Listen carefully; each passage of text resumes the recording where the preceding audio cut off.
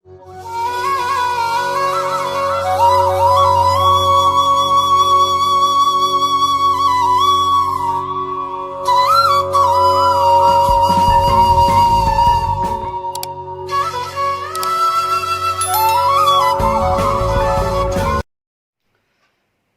हर महादेव दोस्तों, मैं अंकिता ज्योतिष ज्ञान में अपने YouTube चैनल पर आप सभी लोगों का बहुत बहुत स्वागत करती हूँ। जानेंगे कि आज ये काल सर्प दोषा क्या है। जैसा कि मैंने अपनी पुरानी वीडियो में भी आप लोगों से शेयर किया था कि मैं अगली वीडियो में आप लोगों के साथ काल सर्प दोष पर और उस पर डिस्कस करेंगे और उसका उपाय भी जरूर बताएंगे। देखिए, बहुत ही अच्छा मौका है, बहुत ही बढ़िया समय आने वाला है। शिवरात्रि के दिन हम अपनी कुंडली के जो काल सर्प दोषा है उसका उपाय कर सकते हैं। अब काल सर्प दोष है क्या? एक्चुअल में हम सुनते तो हैं, बहुत सारे लोग हैं जो किसी भी अपने जानकार को, किसी भी एस्ट्रोलॉजर को दिखाते हैं, हम अपनी कुंडली दिखाते हैं तो कहते हैं जी आपकी कुंडली में तो काल सर्प दोष है, इसलिए आपके काम नहीं बनते, इसलिए आपके काम बनते बनते बिगड़ जाते हैं।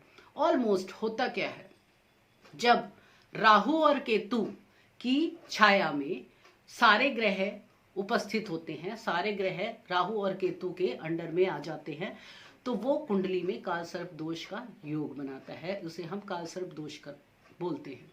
अब ये काल सर्प दोष करता क्या है? जब राहु और केतु के अंडर में सारे ग्रह आ जाते हैं तो वो ग्रह चाहे अच्छे बैठे हैं या बुरे बैठे हैं, लेकिन वो अपना अच्छा फल नहीं दे पाते हैं।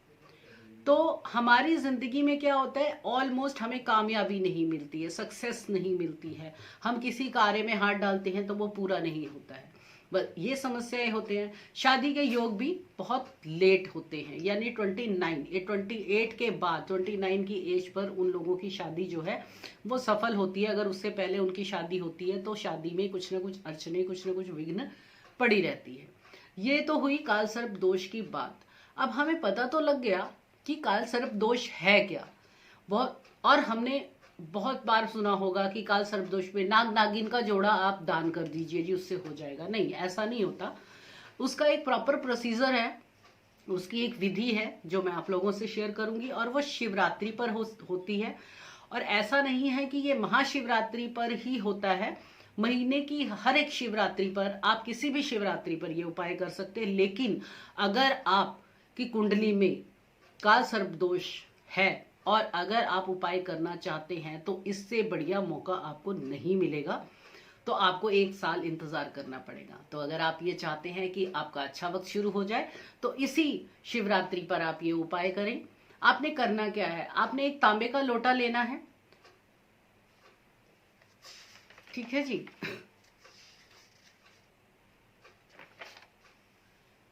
हम बात कर रहे थे काल सर्प दोष के उपाय की, तो अब करना क्या है? करना ये है कि हम एक तांबे का लोटा लेना है, उसमें शक्कर, देसी शक्कर जो आती है उससे उस लोटे को भर लेना है। भरकर उसके ऊपर नाग और नागिन का जोड़ा रखना है। उसे आपने जिस व्यक्ति की कुंडली में काल सर्प दोष है उसके बेड के साइड पर उस लोटे को शिवरात्रि से 1 दिन पहले साइड पे रख देना है।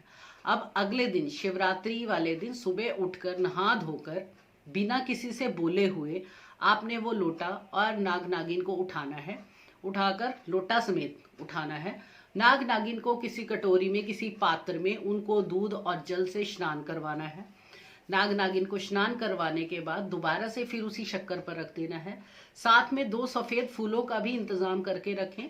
2 सफेद फूल साथ में रखें और ये सारी सामग्री आपने शिवरात्रि के दिन भगवान शिव पर जाकर लोटे में जो शक्कर है, नाग नागिन है और 2 सफेद फूल भोलेनाथ पर अर्पित कर देना है और प्रार्थना करनी है कि हे प्रभु, हे शिव शंभु, मेरी कुंडली में जो भी ये काल सर्प दोष योग है उससे मुझे छुटकारा मिले और मुझे मेरी जिंदगी में कामयाब करें। बस इतना ही करना है आपको उपाय। इससे आपको काल सर्प दोष का जो है उससे निवारण मिल जाएगा। लेकिन एक चीज और याद रखिएगा, जब आप ये उपाय कर कर आएंगे तो वापस आकर आपने दोबारा से स्नान करना है। जैसे हम किसी चीज को हम किसी भी चीज को हम अपने घर से निकाल कर आते हैं तो आकर वापस आकर हमें नहाना जरूरी होता है, स्नान करना होता है, ताकि हम फिर से पवित्र हो जाए। अब हम अपनी कुंडली में से काल सर्प दोष को से मुक्ति पाने के लिए जो उपाय किया उसको हमने शिव शंभू की शरण में छोड़ दिया और वापस आकर हमें स्नान करना जरूरी है। बस इतना ही कीजिएगा और उम्मीद करती हूँ कि आपके इस उपाय के बाद आपकी बहुत सारी मनोकामनाएं, बहुत से बिगड़े हुए काम बनने शुरू हो जाएंगे और आपको शिव शंभू पर भरोसा हो जाएगा। और भरोसे के साथ कीजिएगा, आपको 100% फल मिलेगा। अगली वीडियो के लिए फिर मिलेंगे, तब तक के लिए खुश रहें, मस्त रहें, बिंदास जिए। भगवान शिव शंभू की आप पर कृपा रहे। हर हर महादेव।